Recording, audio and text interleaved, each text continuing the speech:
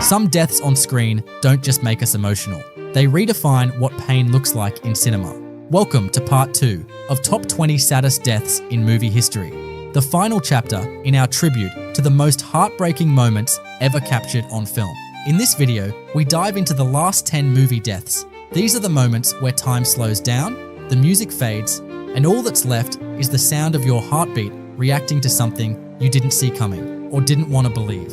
So take a deep breath and keep those tissues close, because the pain isn't over yet. This is Top 20 Saddest Deaths in Movie History, Part 2. Let's finish what we started. Number 20.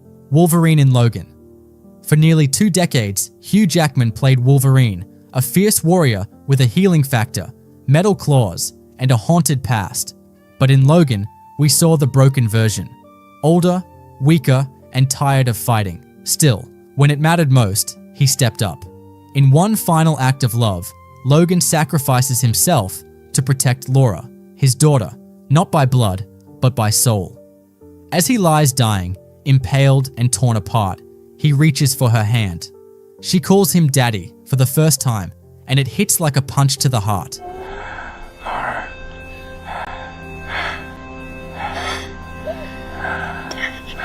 There are no grand last words, just a quiet release from pain.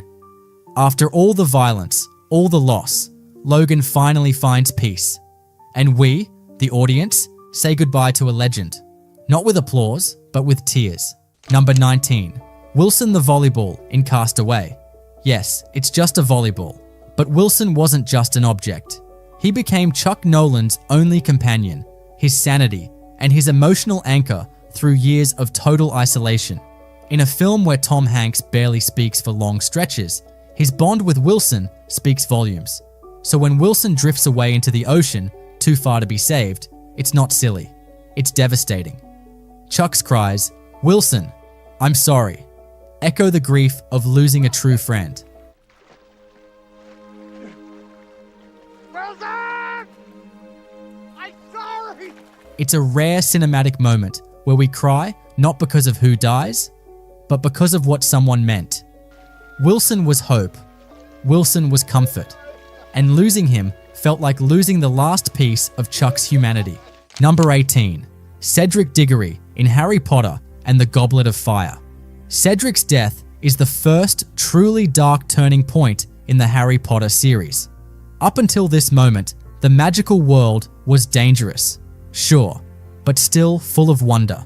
Cedric was kind and fair. He didn't deserve to die. When Harry and Cedric grab the Triwizard Cup together, they're transported straight to Voldemort. And with a single, careless command, "Kill the spare," Cedric is gone. Who are you? What do you want? Kill the spare! Avada No! Cedric! Just like that. No fight, no goodbye. What makes it worse is Harry's helplessness, the way he begs for Cedric's body to be returned. The tournament ends not with cheers, but with a corpse and a scream. Cedric's death shattered the illusion of safety at Hogwarts, and for us, it was the moment we realized this story was never going to be the same again. Number 17. Old Yeller in Old Yeller. Old Yeller isn't just a dog. He's a protector, a best friend, and part of the family. In the heart of the American frontier, this loyal companion saves his owners time and again. But when he gets bitten by a rabid wolf, everything changes. The fear sets in, and the heartbreak follows. There's no cure, no magical fix. The boy, Travis, is forced to do the unthinkable, put down his own dog before the disease takes full control. It's a moment of painful maturity, the loss of innocence in its purest form. He steps outside with a rifle, tears in his eyes, and makes a choice no child should ever have to make. The shot rings out, and cinema history is marked forever. Old Yeller's death isn't just sad, it's a rite of passage, a reminder that even love sometimes comes with unbearable pain. Number 16. Rosie Betzler in Jojo Rabbit. Rosie Betzler was the soul of Jojo Rabbit. In a world torn apart by hate, she stood for love, laughter, and quiet rebellion. She wasn't loud about her resistance, she just kept hiding a Jewish girl in her attic, dancing with her son, and tying his shoes with hope. But then, one day, Jojo is walking through the square. He sees a familiar pair of shoes, hanging. He looks up, and his mother is gone, executed by the regime she quietly fought against. The camera doesn't show her face, just her shoes, and that's all it takes. Jojo breaks down, and so do we. It's one of the most powerful moments in the film, not because of what we see, but because of what we feel. Rosie didn't get a dramatic farewell. She just disappeared, like so many did during the war. But her spirit lingers in every step Jojo takes from that moment on. Number 15. The Iron Giant, he wasn't just metal and bolts. The Iron Giant had a heart. In Brad Bird's animated masterpiece, the giant crashes into Earth and befriends a young boy named Hogarth. As they grow closer, the giant learns about humanity and what it means to choose who you want to be. You are who you choose to be, Hogarth tells him, and the giant chooses to be a hero. When a nuclear missile threatens the town, the Iron Giant flies into the sky to stop it. He doesn't hesitate. As he soars upward, he smiles and says one word, Superman. Then, silence. The explosion lights up the sky. The town is saved, but the giant is gone. For a character that barely speaks, his sacrifice speaks volumes. It's not just a sad ending. It's a message of love, of choice, and of what true heroism looks like. And for many, it's one of the few animated moments that can bring adults to tears. Number 14. Artax in the never-ending story. Some of the most painful scenes in cinema come from the most unexpected places, like a boy and his horse. In the never-ending story, young Atreyu journeys through the dangerous land of Fantasia with his beloved horse, Artax. They're more than companions, they're soulmates on a quest. But then comes the Swamp of Sadness, a cursed place that pulls down anything that gives in to despair. And Artax begins to sink. Slowly, helplessly, he disappears into the mud. Atreyu screams, begs, and pulls with everything he has. But Artax won't move. He's already given up. And all Atreyu can do is watch him drown. It's a brutal metaphor for depression, played out in a fantasy world. And for many kids who watched this in the 80s, it was their first encounter with true heartbreak.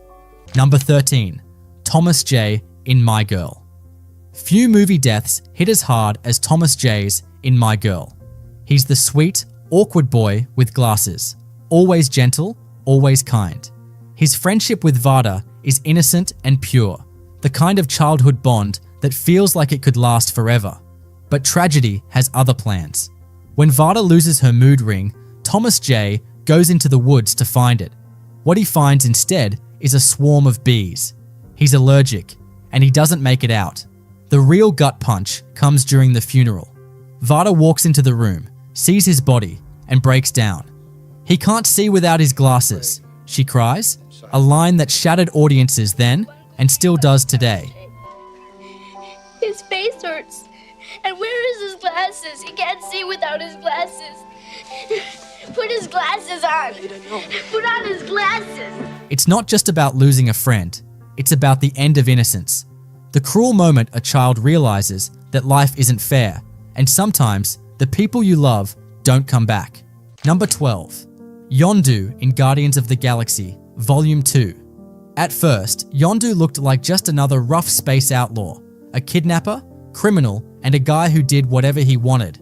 But as Guardians of the Galaxy Volume 2 unfolds, the truth comes out. He wasn't just Peter Quill's kidnapper. He was something more, a protector, a father figure. And when the moment comes, Yondu proves it. Peter is trapped, the planet is falling apart, and time is running out. Yondu makes his choice. He gives Peter his last breath of air and stays behind, knowing exactly what it means. Then, he says the words that hit harder than any punch. He may have been your father, boy, but he wasn't your daddy. He may have been your father, boy, but he wasn't your daddy. That's the moment everything changes. Peter understands. Yondu wasn't perfect, but he cared. He really cared. As Yondu drifts away into space, frozen but finally at peace, the Ravagers show up to honor him. Fireworks light up the sky. music plays. Even Rocket, the one who never lets his emotions show, breaks down. Number 11. Severus Snape in Harry Potter and the Deathly Hallows, Part 2. Few characters are as complex or as misunderstood as Severus Snape. For most of the Harry Potter series, he's cold, cruel, and mysterious. But in Deathly Hallows, Part 2, everything changes. In a heartbreaking scene, Snape is attacked by Voldemort's snake, Nagini. He collapses, bleeding out on the floor of the boathouse. As Harry kneels beside him, Snape whispers his final request. Look at me. He just wants to see Lily's eyes, the woman he loved, the reason he protected Harry all along. And then, he's gone. Look at me.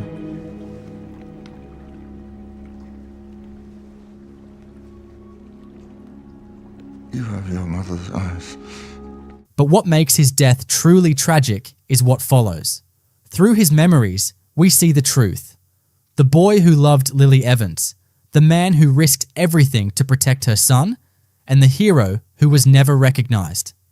And there you have it, the final 10 deaths that broke our hearts and reminded us why movies can be so powerful. Thank you for joining me on this emotional journey through the saddest moments in cinema history. If any of these scenes hit you hard, let me know in the comments. Don't forget to like, share, and subscribe for more deep dives into the world of movies. Until next time, keep watching, keep feeling, and remember, sometimes the best stories are the ones that touch our hearts the most.